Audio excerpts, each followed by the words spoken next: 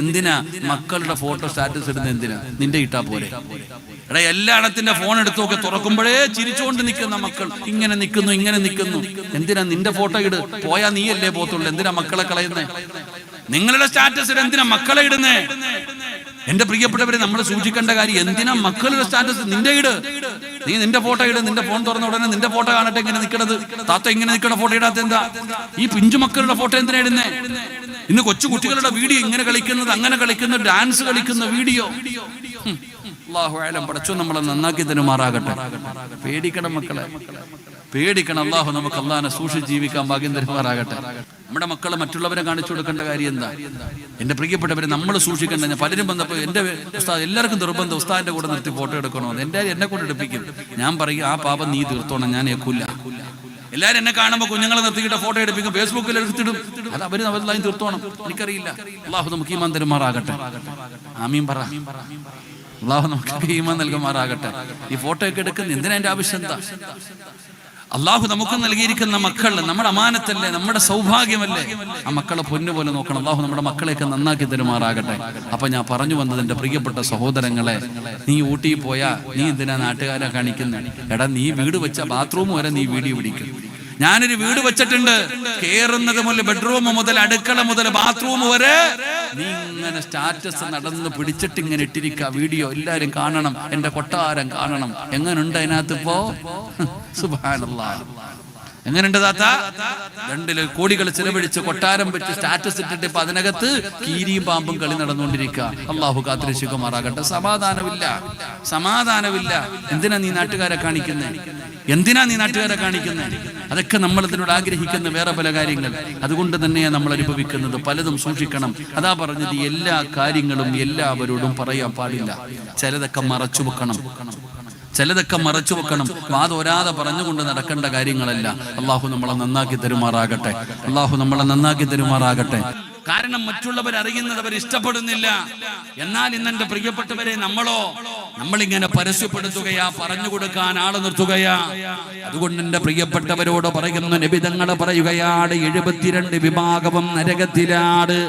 സ്വർഗത്തിലേക്ക് കടന്നു പോകുന്ന ഒരു വിഭാഗം ആരാ? പടച്ചവനെ, ഒരേ ഒരു വിഭാഗം. അവരാരെന്നറിയുമോ?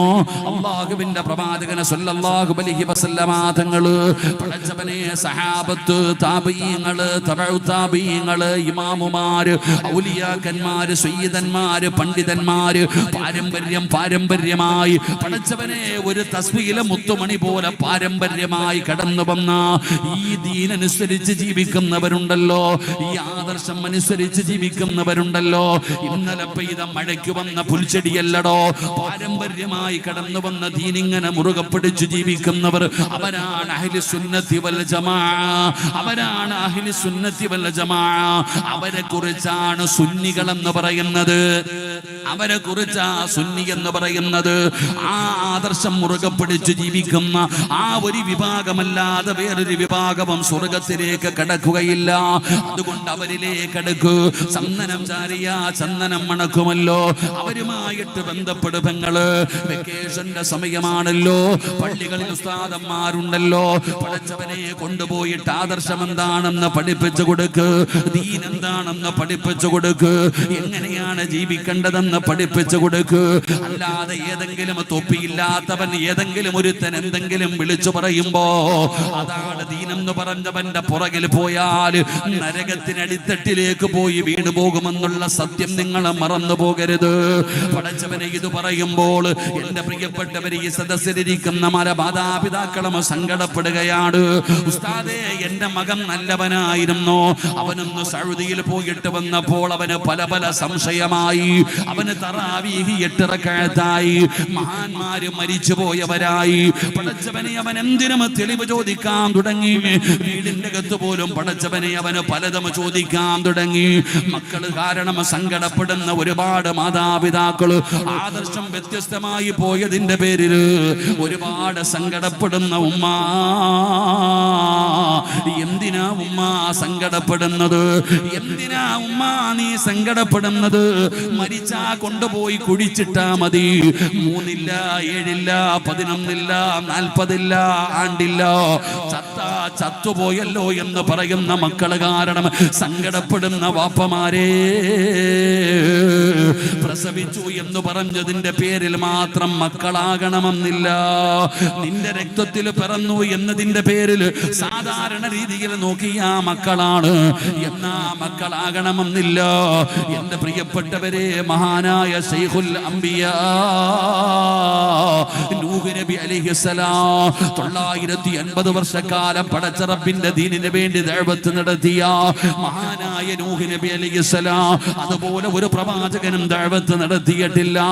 ആ പ്രവാചകന് അതാ അല്ലാഹുവിനെ കൊണ്ട് വിശ്വസിച്ചവരുമായി തൂഫാൻ എന്ന് പറയുന്ന ജലപ്രളയമുണ്ടായപ്പോ കപ്പലിൽ രക്ഷപ്പെടുകയാണ്, മുസ്ലിമീങ്ങളുമായി രക്ഷപ്പെടുകയാണ്. ആ പോകുന്ന വഴിയിൽ തന്റെ പ്രിയപ്പെട്ട പൊന്നാരമകന് വെള്ളത്തിന്റെ അകത്ത് കിടന്ന് മുങ്ങുകയാണ്. അവന് വെള്ളത്തിന്റെ അകത്ത് കിടന്ന് മുങ്ങുകയാണ്. നൂഹ് നബി അലൈഹിസ്സലാമിന് സങ്കടമായി. തന്റെ പൊന്നാരമകനാണല്ലോ, അവിടെ നിന്ന് വിളിക്കുന്നു, യാ ബുനയ്യ, ഉപ്പാട പൊന്നുമോനെ, ഉപ്പാട പൊന്നുമോനെ, വാപ്പാട ആദർശം മുറുകെ പിടിക്കടാ, അല്ലാഹുവിനെ കൊണ്ട് വിശ്വസിക്കടാ. ഈ കപ്പലിലേക്ക് കേറ്, ഈ കപ്പലിലേക്ക് കേറ്. ഇത് അല്ലാഹുവിന്റെ അദാബ, സാധാരണ മഴവെള്ളപ്പൊക്കമല്ല, ഇത് സാധാരണ ഒരു മഴയല്ല, ഇത് അല്ലാഹുവിന്റെ പരീക്ഷണമാണ് മോനെ. ഉപ്പാട കൂടെ കപ്പലിൽ കയറി വിശ്വാസം മുറുകെ പിടിച്ച് രക്ഷപ്പെടാൻ വിളിച്ചപ്പോ ആ മകന് 950 കാലം ദഅവത്ത് നടത്തിയ നൂഹ് നബിയോട് കനാൻ എന്ന് പറയുന്ന പൊന്നുമകൻ പറഞ്ഞു, വാപ്പാടെ പണി നോക്കിക്കോ, ഉപ്പാടെ കാര്യം നോക്ക്. വെള്ളപ്പൊക്കമുണ്ടായ ആ കാണുന്ന മലയുടെ മുകളിൽ കയറിയിട്ട് ഞാൻ രക്ഷപ്പെടും വാപ്പ പറഞ്ഞു, ലാ ആസിമൽ യൗമ മിൻ അംരില്ലാഹ്. മോനെ, ഇത് പടച്ച റബ്ബിന്റെ വലിയ പരീക്ഷണമാടാ. വാപ്പ പറയുന്നത് അനുസരിക്കാതെ ആ പൊന്നുമകൻ അനുസരിക്കാൻ തയ്യാറാകാതെ വന്നപ്പോ അതാ പടച്ചവനെ, തൂഫാൻ എന്ന് പറയുന്ന ജലപ്രളയത്തിൽ തന്റെ പൊന്നാര മകൻ ഇങ്ങനെ വെള്ളത്തിൽ മുങ്ങുമ്പോ വാപ്പയല്ലേ നൂഹ് നബി, വാപ്പയല്ലേ നൂഹ് നബി, തന്റെ പൊന്നാര മകൻ ഈമാനില്ലാതെ വെള്ളത്തിന്റെ അകത്ത് കിടന്ന് മുങ്ങിച്ചാകുന്നത് കണ്ടപ്പോ നൂഹ് നബിക്ക് സങ്കടമായി. അവിടെ നിന്ന് വിളിക്കുന്നു, വനാദാ നൂഹുൻ റബ്ബഹു ഫഖാല റബ്ബി ഇന്നി ബിനി മിൻ അഹ്ലി വഇന്ന വഅദകൽ ഹഖ് വഅന്ത അഹ്കമുൽ ഹാകിമീൻ.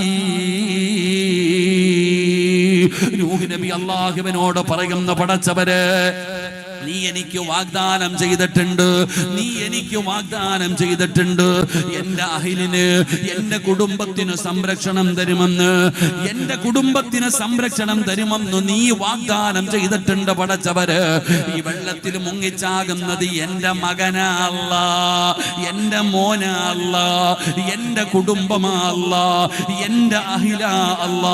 നൂഹ് നബി അലൈഹിസ്സലാം പടച്ചവനോട് ചോദിക്കുമ്പോ, പെങ്ങളെ, നൂഹ് നബിയുടെ മകനാണ്, നൂഹ് നബിയുടെ മകനാണ്, നൂഹ് നബിയുടെ രക്തത്തിൽ പിറന്ന മകനാണ്. എന്നാൽ അല്ലാഹു പറഞ്ഞ മറുപടി എന്തെന്നറിയുമോ? ഖാല യാ നൂഹ് ഇന്നഹു ലൈസ മിൻ അഹ്ലിക.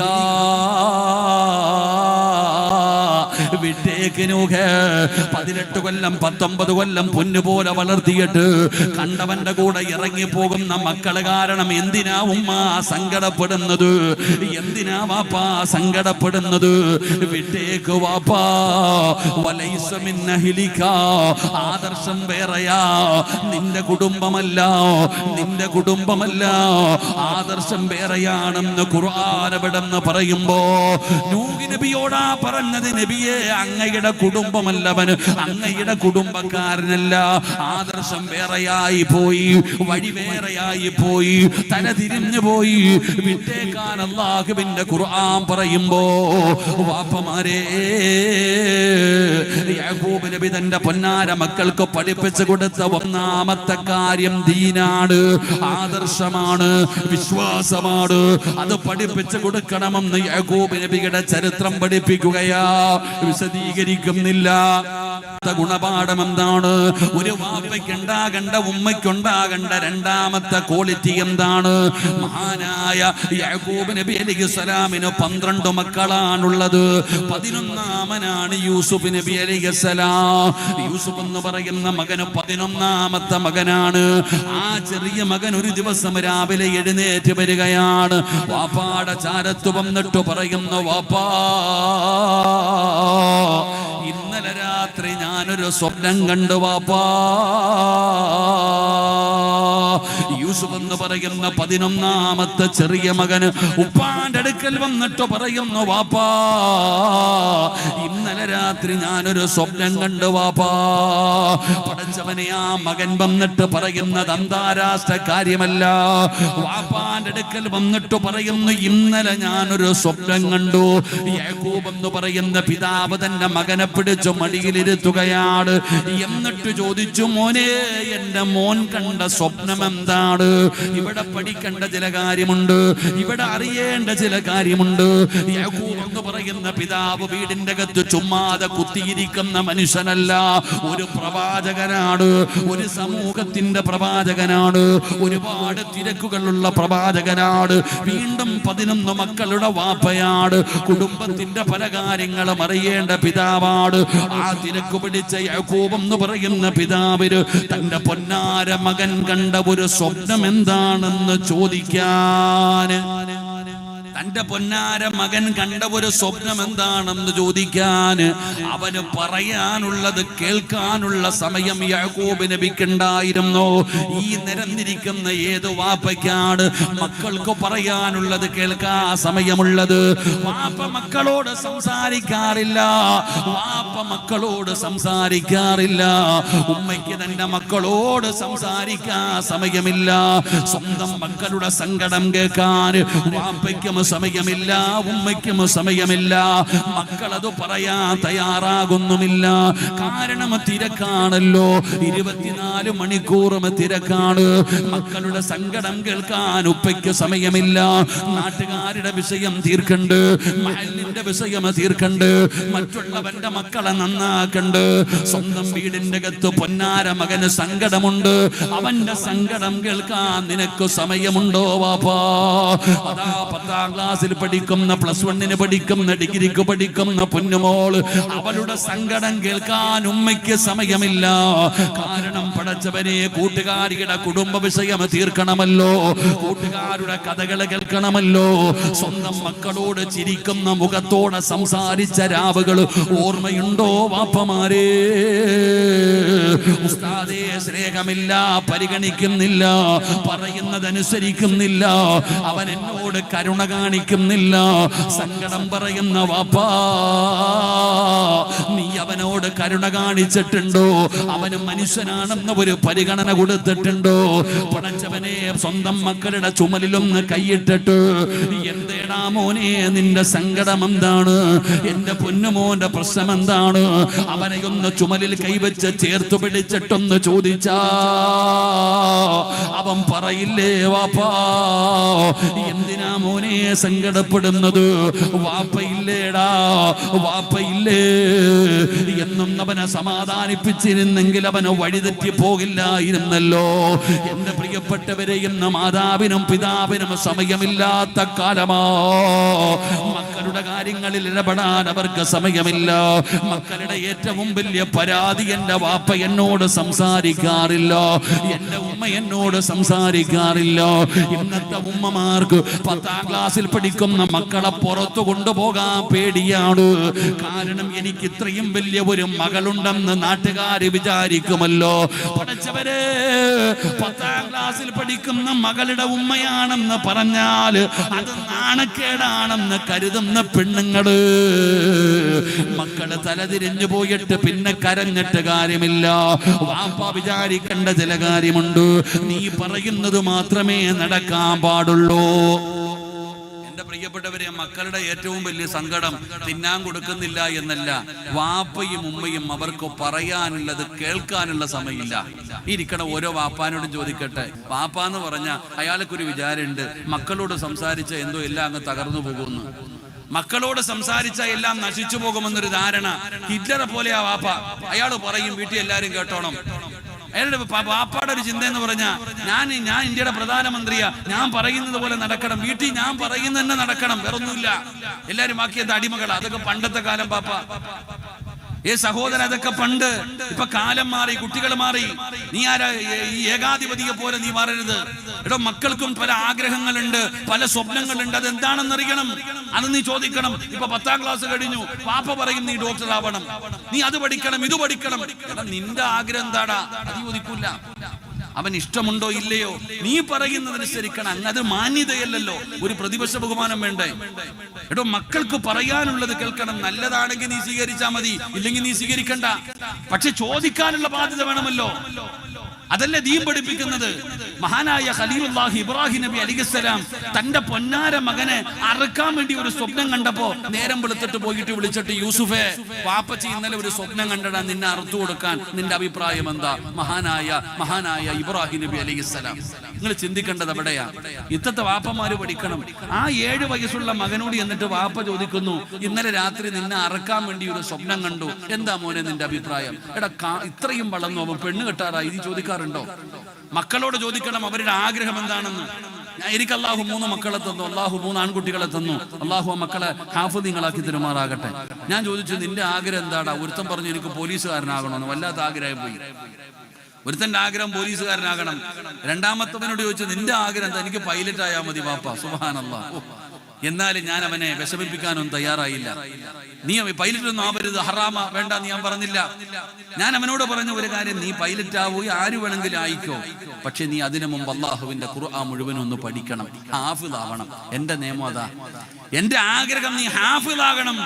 അള്ളാഹുവിന്റെ ഖുർആൻ മുഴുവനും പഠിച്ചതിന് ശേഷം നീ പൈലറ്റോ മന്ത്രി ആര് വേണമെങ്കിലും ആയിക്കോ, ഒരു കുഴപ്പമില്ല, പക്ഷെ ഹാഫിളാകണം. അള്ളാഹുവിന്റെ പൊന്നുമക്കളെ ഹാഫിളീങ്ങളാക്കി തരുമാറാകട്ടെ. ഒരു ആമീൻ പറയണോ? അള്ളാഹു എൻ്റെ പൊന്നുമക്കളെ ഹാഫിളീങ്ങളാക്കി തരുമാറാകട്ടെ. എനിക്ക് അത്ര ആഗ്രഹമുള്ളൂ. ഞാൻ പറഞ്ഞു, ഹാഫിളാകുന്നതിന്റെ പിറ്റേ ദിവസം പെട്ടിയെടുത്തോണ്ട് വീട്ടിൽ വന്നേക്കാൻ. കോളേജിൽ കൊണ്ട് പഠിക്കാൻ പറ്റിയിട്ടുണ്ട്, 6 ജുസുവായി. അള്ളാഹു എൻ്റെ പൊന്നുമോനെ ഹാഫിളാക്കി തരുമാറാകട്ടെ. ഞാൻ അവനോട് പറഞ്ഞു, ഹാഫിളാകുന്നതിന്റെ അതേ ദിവസം വണ്ടി വിളിച്ച് വീട്ടിൽ വന്നേക്കാൻ. നീ ഹാഫിളാകണം, എൻ്റെ ആഗ്രഹത. എന്റെ പ്രിയപ്പെട്ടവരെ, മക്കളോട് ചോദിക്കുക അവരുടെ ആഗ്രഹങ്ങൾ. നീ ഒന്ന് ചോദിക്കുക പെങ്ങളെ, നിനക്ക് അടുക്കളയിൽ ചട്ടിക്കകത്ത് മീൻ പൊരിക്കുമ്പോഴും ഇങ്ങനെ വെച്ചിരിക്കുക. എല്ലാ പെണ്ണുങ്ങളും പറയും തോളിന് വേദനയാണ്. എങ്ങനെ വേദന വരാതിരിക്കും? എങ്ങനെ വേദന വരാതിരിക്കും? ചരിഞ്ഞിങ്ങനെ വെച്ചിരിക്കല്ലേ. എന്താ കാലം എന്ന് ആലോചിക്കേ. ഒന്ന് പെമ്മക്കളോടൊന്ന് സംസാരിക്കതാത്ത. നിന്റെ മോളല്ലേ, അവള് നല്ലത് ഇതാ നല്ലതാന്ന് പറ. അവളൊരു നല്ല വസ്ത്രം ഇട്ടാ നീ പറ നല്ല വസ്ത്രമാണെന്ന് പറ. നീ പറയത്തില്ല, കാരണം കുറഞ്ഞു പോയാലോ. പൊന്നുമോള് നല്ല വസ്ത്രം ധരിച്ചാൽ നല്ലതെന്ന് പറയണം, നല്ലത് ഇതാ നല്ലത് തന്നെ പറയണം. മക്കൾ ഇത്തിരി കാണാൻ ഇന്നത്തെ മുഖത്തൊരു പ്രകാശം ഉണ്ടല്ലോ. മോളെ, ബസ് സ്റ്റോപ്പിൽ വായി നോക്കി ഒരുത്ത നിൽക്കുന്നുണ്ട്. അവൻ വരുന്ന പെണ്ണുങ്ങളോട് മൊത്തവും പറയുന്നത് സൂപ്പറാ സൂപ്പറാ സൂപ്പർ. അവൻ അതിനാ നിൽക്കുന്നത്, അവന് വേറെ പണിയൊന്നുമില്ല. അതുകൊണ്ടാണ് നിന്റെ മക്കൾ അങ്ങോട്ടും ഇങ്ങോട്ട് പോകുന്നത്. മക്കളുടെ ആഗ്രഹങ്ങൾ സാധിപ്പിച്ചു കൊടുക്ക്. ദീനല്ലേ, ഇതൊക്കെ നന്മയല്ലേ, ഒരു മാനുഷിക പരിഗണന നൽകണ്ടേ? എന്റെ പ്രിയപ്പെട്ട സഹോദരങ്ങളെ, മഹാനായ യാക്കൂബ് നബി അലൈഹിസ്സലാം യൂസുഫ് എന്ന് പറയുന്ന ഒരു പൊന്നുമകന് 11ാമത്തെ പൊന്നുമോനാണ്. അവൻ പറഞ്ഞു, വാപ്പാ, ഞാനൊരു സ്വപ്നം കണ്ടു. എന്താടാ യൂസുഫേ? സമാധാനത്തോടെ അവനെ പിടിച്ചു മടിയിലിരുത്തുകയാണ്. യാക്കൂബ് എന്ന് പറയുന്ന പിതാവ് ആ മകന് പറയാനുള്ളത് കേൾക്കുകയാണ്. ആ മകന് പറയാനുള്ളത് കേൾക്കുകയാണ്. യൂസുഫ് എന്ന് പറയുന്ന മകൻ പറഞ്ഞ സ്വപ്നം എന്താ? വാപ്പാനോട് പറഞ്ഞു, വാപ്പാ, യൂസുഫ് കണ്ട സ്വപ്നം എന്തെന്നറിയുമോ? ഇത് ഖാല യൂസുഫ് ലി അബീഹി, അതാ പറയുന്നു, യാ അബതി ഇന്നി റഅയ്തു 11 കൗകബൻ വശംസ വൽ ഖമറ റഅയ്തുഹും ലീ സാജിദീൻ. യൂസുഫ് എന്ന് പറയുന്ന മകൻ വാപ്പാനോട് പറയുന്നു, ഇന്നലെ രാത്രി ഞാനൊരു സ്വപ്നം കണ്ടു. സൂര്യനും ചന്ദ്രനും നക്ഷത്രങ്ങളുമല്ല എനിക്ക് സുജൂദ് ചെയ്യുന്നതായി, എനിക്ക് സുജൂദ് ചെയ്യുന്നതായി ഞാനൊരു സ്വപ്നം കണ്ടു എന്ന് യൂസുഫ് നബി അവിടെ നിന്ന് പറഞ്ഞു കൊടുക്കുമ്പോ യാക്കൂബ് നബിക്ക് മനസ്സിലായി, അത് സാധാരണ ഒരു സ്വപ്നമല്ല. ഇവന് സാധാരണ ഒരു പയ്യനല്ല, ഇവന് സാധാരണ ഒരു പയ്യനല്ല. യാക്കൂബ് നബിക്ക് അവിടെ നിന്ന് കാര്യം മനസ്സിലാവുക. പ്രയാസിക്കുകയാണ്. തന്റെ പൊന്നാര മകനോട് പറഞ്ഞ മറുപടി കേൾക്കണേ പെണ്ണുങ്ങള്, ഈ സദസ്സിലിരിക്കുന്ന ഉമ്മമാരും ഉപ്പമാരും അറിയണം. യാക്കൂബ് എന്ന് പറയുന്ന പിതാവ് തന്റെ പൊന്നാര മകനൊരു സ്വപ്നം കണ്ടെന്ന് പറഞ്ഞപ്പോ അത് സാധാരണ ഒരു സ്വപ്നമല്ലെന്ന് മനസ്സിലായപ്പോ യാക്കൂബ് എന്ന് പറയുന്ന പിതാവ് പറഞ്ഞു കൊടുത്ത ഒരു കാര്യമാണ്. ഈ മറുപടിയാണ് വാപ്പമാര് സൂക്ഷിക്കേണ്ടത്, ഈ മറുപടിയാണ് ഉമ്മമാര് പഠിക്കേണ്ടത്. യാക്കൂബ് നബി പറഞ്ഞ മറുപടി എന്തെന്നറിയുമോ? ഖാലയാ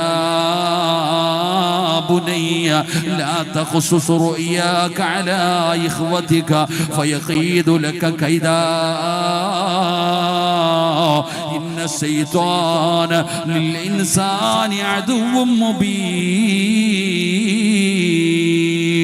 അല്ലാഹുവിന്റെ പരിശുദ്ധമായ ഖുർആൻ പറയുകയാ, ഈ വഅദ കേൾക്കാൻ കടന്നു വന്ന് എന്റെ പ്രിയപ്പെട്ടവരോട് യാക്കൂബ് എന്ന് പറയുന്ന പിതാവ് തന്റെ പൊന്നാര മകനോട് പറഞ്ഞു, മോനെ യൂസുഫേ, നീ കണ്ട ഈ സ്വപ്നത്തെ കുറിച്ച് നാട്ടുകാരോട് പറയാൻ പാടില്ല, കുടുംബക്കാരോട് പറയാൻ പാടില്ല, കൂട്ടുകാരോട് പറയാൻ പാടില്ല. ആരോടാ? ഇതൊന്നുമല്ല യൂസുഫ് നബിയോട് പറഞ്ഞത്. യാക്കൂബ് നബി പറഞ്ഞു, മോനെ, നീ നിന്റെ സഹോദരങ്ങളോട് പോലും പറയല്ലേ. അല്ലാഹുവിന്റെ ഖുർആനാ പറയുന്നത്. യാക്കൂബ് നബി പറഞ്ഞു, മോനെ, നീ നിന്റെ സഹോദരങ്ങളോട് പോലും പറയാൻ പാടില്ല. വല്ലതും മനസ്സിലായോ മോനെ? എടാ, എനിക്ക് ബാംഗ്ലൂരിൽ കടയുണ്ട്, ദുബൈയിൽ സൂപ്പർ മാർക്കറ്റ് ഉണ്ട്, ഓരോ മാസവും എനിക്ക് വരുമാനം എത്രയുണ്ട്, പത്രത്തിലടിക്കുന്നത് പോലെ നാട്ടുകാരോട് മുഴുവനും പറഞ്ഞു നടക്കുന്ന പെങ്ങള് എല്ലാവരോടും പറയാൻ പാടില്ല, എല്ലാവരോടും പറയാൻ പാടില്ല. സ്വന്തം കൂടപ്പിറപ്പിനോട് പറയരുതെന്നാണ് യാക്കൂബ് നബി പറഞ്ഞത്. പടച്ചവനെ, അന്നതെനിക്ക് മനസ്സിലായില്ല, ഇന്നത് മനസ്സിലാകുന്നുണ്ടോ? അതിന്റെ കാരണം കുടുംബക്കാരൻ സ്വന്തം കൂടപ്പിറപ്പ് എന്നെക്കാളും വളരാൻ പാടില്ല, അവൻ എന്നെക്കാളും വളരണ്ട, അവൻ എന്നെക്കാളും നല്ല ഒരു ജീവിതം കിട്ടണ്ട. കൂടപ്പിറപ്പ് തന്നെ മുട്ട കുടിച്ചിടുന്ന കാലമല്ലേ മക്കള്? നാട്ടുകാരല്ല സിഹർ ചെയ്യുന്നത്, സ്വന്തം കൂടപ്പിറപ്പ് ചെയ്യുകയാണ്. അവൻ എന്നെക്കാളും വളരാൻ പാടില്ല, അവൾക്ക് എന്നെക്കാളും നല്ല ഒരു ജീവിതം കിട്ടാൻ പാടില്ല എന്ന് പറഞ്ഞുകൊണ്ട് പരസ്പരം സിഹർ ചെയ്യുന്ന കാലത്താ ജീവിക്കുന്നത്. എന്റെ പ്രിയപ്പെട്ടവരെ, എല്ലാം പത്രത്തിൽ കൊടുക്കുന്നത് പോലെ വിളിച്ചു പറയരുത്, എനിക്കതുണ്ടടാ ഇതുണ്ടടാ. അങ്ങനല്ല. അൽഹംദുലില്ലാ, നല്ലതാണ്, അത് മാത്രം മതി പെങ്ങള്. യാക്കൂബ് നബി മക്കളോട് പറഞ്ഞു കൊടുത്തു, മകനോട് പറഞ്ഞു കൊടുത്തു, പറയരുത്. യൂസുഫ് എന്ന് പറയുന്ന ഒരു മകൻ സ്വപ്നം കണ്ടിട്ട് വാപ്പാനോട് പറഞ്ഞപ്പോ വാപ്പായ്ക്ക് മനസ്സിലായി ഇത് സാധാരണ ഒരു സ്വപ്നമല്ല. മോനെ, നാട്ടുകാരോടും കുടുംബക്കാരോടും അയൽവാസികളോടും ഒന്നും പറയരുതെന്നല്ല, നീ നിന്റെ കാക്കാമാരോട് പോലും ഇത് പോയി പറയരുത്. അള്ളാഹു നമുക്ക് ഈമാൻ തരുമാറാകട്ടെ, അള്ളാഹ് ഈമാൻ തരുമാറാകട്ടെ. കാരണം അതെങ്ങനെ നമ്മളിപ്പോ പറഞ്ഞു കഴിഞ്ഞപ്പോ പലരും അനുഭവിക്കുന്നുണ്ട്. ഞാൻ ഏർവാടിയിൽ സിയാറത്തിന് പോയപ്പോ ഒരു സഹോദരൻ വന്നിട്ട് പറഞ്ഞു, 8 കൊല്ലമായി ഞാനും എന്റെ കുടുംബം ഇങ്ങനെ അനുഭവിക്കുക ഉസ്താദെ. കോടികൾ ഉണ്ടായിരുന്നു, എല്ലാം കളഞ്ഞിട്ട് ഇപ്പൊ ഏർവാടിയിൽ വന്ന് മരച്ചുവട്ടി കിടക്ക എന്റെ മോൻ. ഉസ്താദ്, എനിക്ക് വിഷമമൊന്നുമില്ല, പക്ഷെ എന്റെ ഏറ്റവും വലിയ സങ്കടം ഇത് ചെയ്തത് എന്റെ കൂടപ്പറപ്പാണെന്ന് അറിഞ്ഞപ്പോഴുള്ള സങ്കടം. എന്റെ പ്രിയപ്പെട്ടവർ, യാക്കൂബ് നബി തന്റെ മക്കളോട് പറഞ്ഞു, നീ പോയിട്ടൊന്നും പറയണ്ട, ഉണ്ടാതെ നടന്നാ മതി. യൂസുഫ് എന്ന് പറയുന്ന ആ മകൻ ആരോടും പറഞ്ഞില്ല. യൂസുഫ് എന്ന് പറയുന്ന മകൻ ആരോടും പറഞ്ഞില്ല, വാപ്പ പറഞ്ഞതുപോലെ തന്നെ നടന്നു. പക്ഷെ യൂസുഫ് നബിയോട് യാക്കൂബ് നബിക്ക് ഇത്തിരി സ്നേഹം കൂടുതലായി പോയി. ഒരിത്തിരി സ്നേഹം കൂടി. സാധാരണ ഒരു മോനല്ലല്ലോ, ഒരല്പ സ്നേഹം അവനോട് കൂടിക്കഴിഞ്ഞപ്പോൾ എന്റെ പ്രിയപ്പെട്ട സഹോദരങ്ങളെ, മക്കൾക്ക് പ്രശ്നമായി. നമ്മുടെ വീട്ടിലും അങ്ങനെ ഒരുത്തനോട് വല്ലാത്ത സ്നേഹം, മകളോട് പെൺകുട്ടികളോട് മാത്രം വല്ലാത്ത സ്നേഹം, ഇളയ മകനോടോ. മക്കൾക്കിടയിൽ ഒരിക്കലും സ്നേഹത്തിന്റെ വിഷയത്തിൽ വ്യത്യാസം കാണിക്കാൻ പാടില്ല. എന്റെ പ്രിയപ്പെട്ട സഹോദരങ്ങളെ, വീടിന്റെ അകത്ത് വേർതിരിവ് പാടില്ല. അല്ലാഹുവിന്റെ പ്രവാചകൻ സല്ലല്ലാഹു അലൈഹി വസല്ലമ തങ്ങൾ സഹാബത്ത് നബി തങ്ങളുടെ മുമ്പിൽ ഇരിക്കുമ്പോ ഒരു പൊന്നുമോൻ ഓടി വരികയാണ്. വാപ്പാടെ ചാരത്തേക്ക് ഒരു പൊന്നുമോൻ ഓടി വന്നു. വാപ്പാന്റെ അടുക്കൽ വന്നപ്പോ കെട്ടിപ്പിടിച്ച് ചുംബനം കൊടുത്തു. യാ റസൂലല്ലാഹ്, ഇവൻ എന്റെ മോനാ നബിയേ എന്ന് പറഞ്ഞുകൊണ്ട് പിതാവെടുത്തു മടിയിലിരുത്തുകയാണ്. പടച്ചവനെ, കുറച്ചു സമയം കഴിഞ്ഞു. ആ മനുഷ്യന്റെ പൊന്നുമോളോടി വരികയാണ്. ആ മകള് വന്നപ്പോഴും കെട്ടിപ്പിടിച്ച് ചുംബനം കൊടുത്തിട്ട് പറഞ്ഞു, എന്റെ മോളാണ് നബിയേ എന്ന് പറഞ്ഞുകൊണ്ട് പൊന്നാര മകളെ താഴെ ഇരുത്തിയപ്പോ നബി തങ്ങളുടെ മുഖം മാറുകയാണ്. നബി തങ്ങളുടെ മുഖം ചുമക്കുകയാണ്. ആ സ്വഹാബിയോട് പറഞ്ഞു, നീ നീതി കാണിച്ചില്ല, നീ നീതി കാണിച്ചില്ല. അല്ലാഹുവിന്റെ റസൂലേ, എന്താ നീതിയാണ് ഞാൻ ചെയ്തത്? നബി തങ്ങൾ പറഞ്ഞു, നിന്റെ ആൺകുട്ടിയെ നീ മടിയിലിരുത്തി, നിന്റെ പെൺകുട്ടിയെ നീ താഴെ ഇരുത്തി. അത് നീതിയല്ലെന്ന് നബി മുഹമ്മദ് മുസ്തഫ സല്ലല്ലാഹു അലൈഹി വസല്ലമ തങ്ങൾ പറയുമ്പോ, പെങ്ങളെ, മക്കളോട് വേർതിരിവ് കാണിക്കുന്നവരുണ്ടോ? ഒരുത്തനോട് വല്ലാത്ത സ്നേഹമാണ്, ഒതാ പെൺകുട്ടികളോട് വല്ലാത്ത സ്നേഹമാണ്. എല്ലാവർക്കും ഏറ്റവും കൂടുതൽ സ്നേഹം ഏറ്റവും ചെറിയ മകനോടാ. ഏറ്റവും കൂടുതൽ വഴക്ക് കേൾക്കുന്നത് വീട്ടിലെ മൂത്ത മകനാണ്. എന്തേ പെങ്ങളെ, അവനോട് ഇത്ര വാശി എന്ത്? അവനോട് ഇത്ര വെറുപ്പെന്ത്? ഞാൻ പറയുന്നത് സ്നേഹിക്കേണ്ടത് ഏറ്റവും ചെറിയ മകനെയല്ല. എന്റെ വീട്ടിലും അങ്ങനെയാണ്. എന്റെ ഉമ്മയ്ക്ക് എന്നോട് വല്ലാത്ത സ്നേഹമാണ്. കാരണം ഏറ്റവും ചെറിയ മകന് ഞാനാണ്. ഒരിക്കലും അങ്ങനെയാകരുത് സഹോദരാ, പടച്ചവനെ. കാരണം പെങ്ങളെ, നീ ഒന്ന് ചിന്തിക്ക്. കല്യാണം കഴിഞ്ഞ മക്കളില്ലാതെ ദുആ ചെയ്ത് കാത്തിരുന്നപ്പോ അല്ലാഹു ആദ്യമായിട്ട് തന്നവനാണവന്. പെങ്ങളെ, ആദ്യമായിട്ട് അല്ലാഹു തന്ന മകനാണവന്. അതാ ആദ്യത്തെ കൺമണിയായത്. കാരണം സ്നേഹം വാരിക്കോരി കൊടുത്തു, സ്നേഹം വാരിക്കോരി കൊടുത്തു. അവനെ താലോലിച്ചു വളർത്തിയവനാണ്. പക്ഷേ രണ്ടാമതൊന്ന് വന്നപ്പോൾ കുറയുകയാണ്, മൂന്നാമതൊന്ന് വന്നപ്പോൾ കുറയുകയാണ്. ഇപ്പൊ അവൻ വീട്ടിൽ ഏറ്റവും കൂടുതൽ വഴക്ക് കേൾക്കുന്നവനായി. ആരെന്ത് ചെയ്താലും മൂത്ത കുട്ടിയോടാണ് വാശി തീർക്കുന്നത്. പെങ്ങളെ, ഒരിക്കലും അങ്ങനെയാകരുത്. തുല്യരായി കാണൂ. 10 മക്കളാണ് വരും, അവര് 10 പേരെയും ഒന്നുപോലെ കാണു. ഒരിക്കലും വേർതിരിക്കരുത്. ആ വേർതിരിവ് അവസാനം കലാപങ്ങളിലെത്തുകയാണ്, കൊലപാതകങ്ങളിലെത്തുകയാണ്. പെങ്ങളെ, വാപ്പമാരും ഉമ്മമാരും പഠിക്കേണ്ട ഒരു കാര്യം എന്തെന്നറിയോ? സ്വന്തം മക്കളുടെ ഇടയിൽ പടച്ചവനെ, സ്വന്തം മക്കളെ വേർതിരിച്ച് കാണുന്നവര്. വാപ്പ പറയുകയാണ്, നിന്റെ അനുജനെ കണ്ടു പഠിക്കടാ, നിന്റെ അനുജനെ കണ്ടു പഠിക്ക്. അവൻ ബുദ്ധിയുള്ളവനാ, പഠിച്ചു നല്ല നിലയിലായി, നല്ല ശമ്പളമായി, നല്ല ജോലിയായി, നല്ല കുടുംബമായി. നീ ഇങ്ങനെ തെക്കു വടക്ക് നടന്നോടാ. അനിയത്തിയെ കാണ്, അവനെ കണ്ടു പഠിക്ക്, അവളെ കണ്ടു പഠിക്ക്, അപ്പുറത്തവളെ കണ്ടു പഠിക്ക്. പടച്ചവനെ, നിങ്ങൾ ഇങ്ങനെ പറയുമ്പോൾ ഒരാളെ താഴ്ത്തുന്നു, ഒരാളെ പൊക്കുന്നു. ഇത് മക്കൾക്കിടയിൽ വല്ലാത്ത വൈരാഗ്യം ഉണ്ടാക്കും. പെങ്ങള്, പേടിക്കേണ്ട കാര്യമാണ്, സൂക്ഷിക്കേണ്ട കാര്യമാണ്. പടച്ചവരെ, സ്വന്തം കൂടപ്പുറപ്പിന്റെ തലയിലേക്ക് പാറക്കല്ലെടുത്ത് ഇടിച്ചു കൊന്നവൻ 10 പോലീസുകാര് ചോദിച്ചപ്പോ പറഞ്ഞത്, എനിക്ക് ഇവൻ കാരണം സ്നേഹം കിട്ടുന്നില്ല. അതുകൊണ്ട് എന്റെ പ്രിയപ്പെട്ടവരോട് പറയുകയാണ്, മക്കൾക്കിടയിൽ ഒരിക്കലും നിങ്ങൾ വേർതിരിവ് കാണിക്കരുത്. ബുദ്ധിയുള്ളവനാകട്ടെ ഇല്ലാത്തവനാകട്ടെ, പണം കൂടിയവനാകട്ടെ ഇല്ലാത്തവനാകട്ടെ, എല്ലാവരും മക്കളാണ്, എല്ലാവരും മക്കളാണ്. അവരെ തുല്യമായി കാണണം. കുടുംബ സ്വത്ത് വിഹിതം വെക്കുമ്പോ ഒരുത്തന് കൂടുതൽ, പെൺകുട്ടിയാണ്, അവൾക്കൊന്നുമില്ലല്ലോ, കൂടുതൽ ഇരിക്കട്ടെ. ഒരിക്കലും അങ്ങനെ ചെയ്യാൻ പാടില്ല. മഹാനായ ആദരവായ പ്രവാചകൻ നബി മുഹമ്മദ് മുസ്തഫ സല്ലല്ലാഹു അലൈഹി വസല്ലമ തങ്ങളുടെ മുമ്പിൽ നുഅ്മാൻ ഇബ്നു ബസീർ എന്ന് പറയുന്ന പിതാവ് കടന്നു വരികയാണ്. യാ റസൂലല്ലാഹ്, അല്ലാഹുവിന്റെ നബിയേ, നുഅ്മാനിനോട് എനിക്ക് വല്ലാത്ത സ്നേഹമാണ് നബിയേ. കാരണം അവൻ നേരം വെളുത്താ നബി തങ്ങളുടെ മുമ്പിൽ ഇൽമു പഠിക്കാൻ വരുന്ന മകനാണ്, മുതഅല്ലിമായ മകനാ. അവൻ മുതഅല്ലിമായ മകനാ, വേറെ ഒരു കാര്യത്തിനും അവന് പോകാറില്ല. അതുകൊണ്ട് യാ റസൂലല്ലാഹ്, എന്റെ സ്ഥലവും വീടും ഇവന് ഞാൻ കൊടുക്കാൻ ആഗ്രഹിക്കുന്നു നബിയേ. അല്ലാഹുവിന്റെ പ്രവാചകന്റെ മുമ്പിൽ ബസീർ എന്ന് പറയുന്ന പിതാവ് എന്ന് പറഞ്ഞപ്പോ നബി തങ്ങൾ ചോദിച്ച മറുപടി അറിയണേ പെങ്ങള്, അറിയണേ പെങ്ങള്. അല്ലാഹുവിന്റെ റസൂൽ ചോദിക്കുന്നു, ബസീറേ, വയസ്സാങ്കാലത്ത് നുഅ്മാൻ മാത്രം മതിയോ? ജനാസ കുളിപ്പിക്കാൻ, മയ്യത്ത് ചുമക്കാൻ, ഖബറടക്കാൻ ഇവൻ മാത്രം വന്നാ മതിയോ ബഷീറ്? വേറെ മക്കളൊന്നും വരണ്ടേ എന്ന് നിബിതങ്ങൾ അവിടെ നിന്ന് ചോദിച്ചെന്ന് ചരിത്രം പറയുമ്പോ മക്കൾക്കിടയിൽ വേർതിരിവ് കാണിക്കരുത്. ഖബറിനകത്ത് പോലും നിന്നെയൊന്നും കടക്കാൻ സമ്മതിക്കൂല. മക്കൾക്കിടയിൽ വേർതിരിവ് കാണിച്ചാൽ ഖബറിനകത്ത് പോലും നിനക്കൊന്നും സമാധാനം കിട്ടൂല. മക്കൾക്കിടയിൽ വേർതിരിവ് കാണിക്കാൻ നിനക്കെങ്ങനെ കഴിയുന്നു വാപ്പാ? ഇവരെല്ലാം നിന്റെ മക്കളല്ലേ. അവൻ എത്ര വലിയ വൃത്തികെട്ടവനാണെങ്കിലും, കള്ളുകുടിയനാകട്ടെ, വ്യഭിചരിച്ചവനാകട്ടെ, ഏത് കൊലപാതകം ചെയ്തവനാകട്ടെ, എന്ത് ചെയ്താലും അവൻ നിന്റെ മകനല്ലേ, അവൾ നിന്റെ മകളല്ലേ. മക്കൾക്കിടയിൽ വേർതിരിവ് ഒരിക്കലും കാണിക്കാൻ പാടില്ല.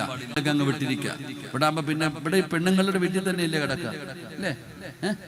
നിങ്ങൾ എന്താ ചിരിക്കണേ? ഇവിടെ ആണുങ്ങൾ വേണമെങ്കിൽ പെണ്ണുമ്പിള്ള വീട്ടിൽ പൊക്കോണം.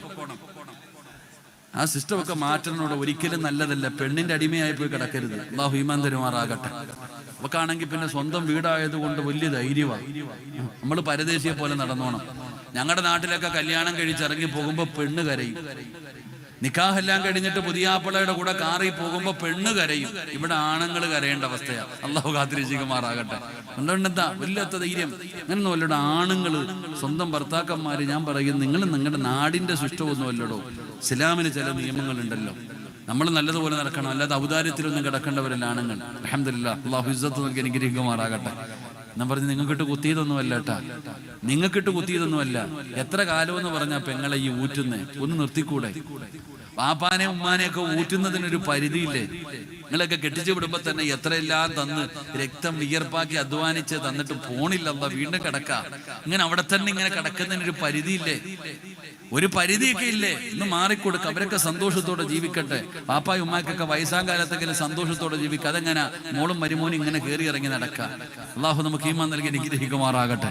എന്റെ പ്രിയപ്പെട്ട പറഞ്ഞ് ഇഷ്ടപ്പെട്ടില്ല എന്ന് തോന്നുന്നില്ലേ? ഇഷ്ടപ്പെട്ടാലില്ലെങ്കിലും ഞാൻ പറഞ്ഞ ദീനാടോ. ഒരു നിയമം എന്ന് പറഞ്ഞാൽ ഒരാൾ പെണ്ണ് കെട്ടി അടുത്ത അനിയൻ പെണ്ണ് കെട്ടാറാകുമ്പോ ജ്യേഷ്ഠം മാറണമെന്നാ പണ്ടത്തെ നിയമം. ഒരാൾ അടുത്ത വിവാഹം എത്തി മാറിയേക്കണം. അത് മാത്രമല്ല, ഈ അടുത്തടുത്ത് കിടക്കാതിരിക്കൽ ഏറ്റവും നല്ലത്. ഒരിക്കലും കൂടപ്പുറപ്പുകൾ അടുത്തടുത്ത് കിടക്കാൻ പാടില്ല. ഒന്ന് മാറി കിടക്കണം, ഒന്ന് അകന്ന് കിടക്കണമെങ്കിൽ സ്നേഹബന്ധം ഉണ്ടാകത്തുള്ളൂ. വല്ലപ്പോഴും ഒന്ന് വരുമ്പോ എന്തൊരു സ്നേഹം പരിഗണന. ഇത് അപ്പുറത്ത് കിടക്കല്ല, ചാടി അങ്ങോട്ടും ഇങ്ങോട്ടും കയറുന്നു. മക്കൾ പരസ്പരം നിങ്ങളെപ്പോലെയല്ല കുട്ടികൾ. അവര് പരസ്പരം അങ്ങോട്ടും ഇങ്ങോട്ടും വഴക്കൂടും. അപ്പൊ ഒന്ന് പറയും, രണ്ടു പറയും, പിന്നെ വഴക്കായി, പിന്നെ ചത്താ പോലും കയറരുത് എന്ന് പറയുന്ന അവസ്ഥയിലേക്ക് എത്തും. അള്ളാഹു കാത്തിരക്ഷിക്കുമാറാകട്ടെ.